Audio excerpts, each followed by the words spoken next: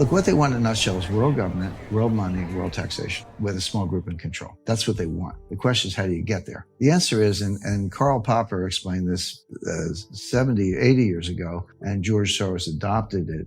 It's called piecemeal social engineering. It's like slicing salami. Don't take the whole thing at once. Just slice.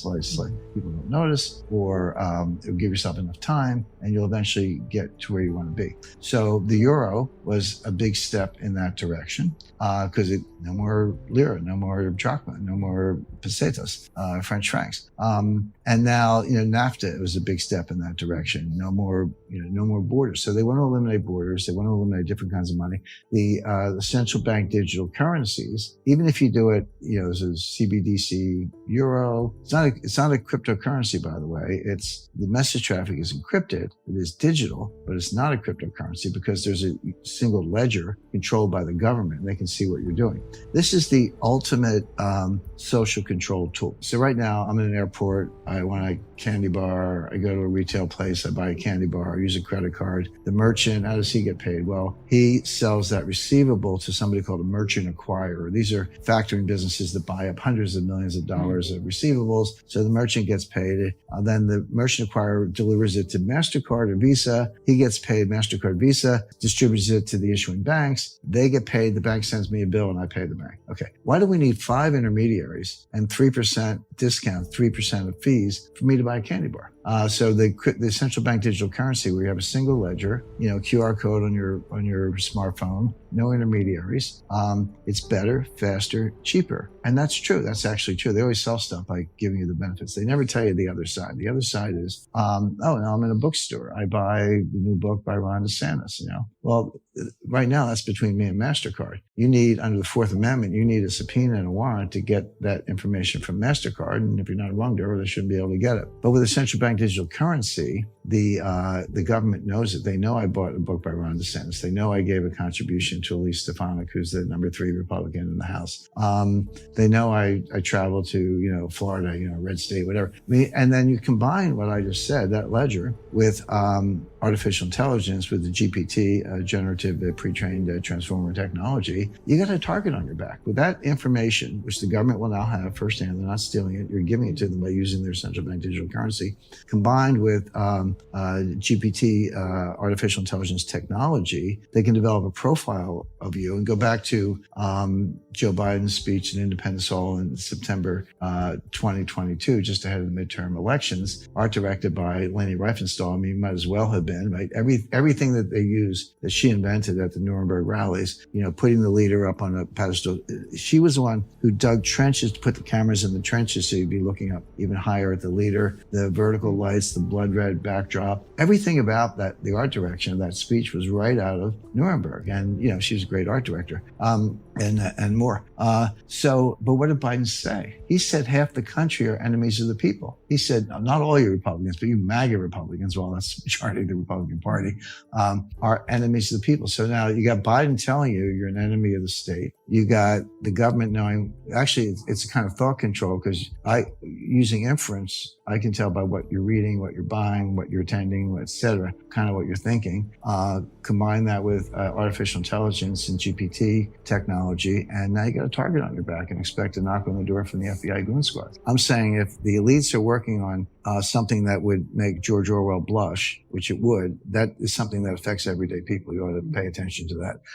And the difference is, central bank digital currency is not a new currency. It's still a dollar, it's still a euro, it's still a yuan or whatever. It's a new payment channel. But here are the differences. Number one, here's the biggest one. The government controls the ledger, not MasterCard, not Visa. The government controls the ledger. And right now, see, MasterCard has product codes. And so, there's probably books get thrown in with retail or, consumer durables. They're kind of broad categories. They do sort them that way, and they give you your year-on statement and all that. But interestingly, MasterCard recently came up with a separate code for guns and ammunition. Now, it used to be sporting goods. You wouldn't necessarily know if I bought a fly rod or a AR-15, but now you will, because they break it out. And I was at the government's behest, and that's the beginning. But you'll see that in extreme form with central bank digital currency. from that, with artificial intelligence, they can know what you're thinking. And that's really my point.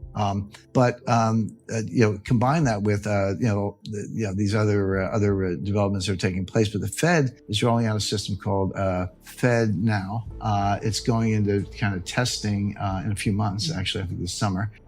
They've announced this. And this is the interbank version. So it's not going to be on my smartphone, or it's not going to be at retail yet. But they want to make sure it all works between the banks, the interbank payment system, and then they'll kind of roll it up. But they also got to get rid of cash, because you say, all right, I don't like this system. I don't want them knowing what books I'm buying, whatever. I'm going to use cash. Well, you got to get rid of cash. You're seeing that already. How many places have you seen no cash accepted? So they'll do that. And then the other thing they got to whack is Bitcoin. Now, I'm not a Bitcoin fan, but it is what it is. If people want to, knock yourself out. But that's not good enough for the government. So going back to our banking crisis discussion, on the same night, Sunday, March 12th, when they said all the deposits are protected, they also whacked Signature Bank. They took out a bank called Signature Bank. And Barney Frank was on the board of directors, as in Dodd-Frank, so that didn't do a lot of good. But Frank said, and he was correct, he said, if you had just let us go until Monday, when the Fed announced Sunday night that they would buy all the underwater bonds at par, we would have been fine. Why did you take us out? Why were we any different than any other medium-sized bank, which were all in the same condition? The answer is they had a portal, going back to my casino metaphor, to the crypto world called Signet. And they were very active in converting cryptocurrencies into mainstream banking. They were a regular bank, member bank, FDIC insured, but they had this portal between the banking world and the crypto world. And that's what they wanted to kill. And that's why they took out Signature Bank and didn't give them one day's grace to survive. So they got to whack Bitcoin. They got to whack cash. And I always say, if you want to slaughter cattle, you got to herd them into the slaughterhouse, get them in a pen and get them in a chute. Well, you got to get rid of cash and crypto, herd everybody into the digital world, then you can whack them politically. And that's what's going on.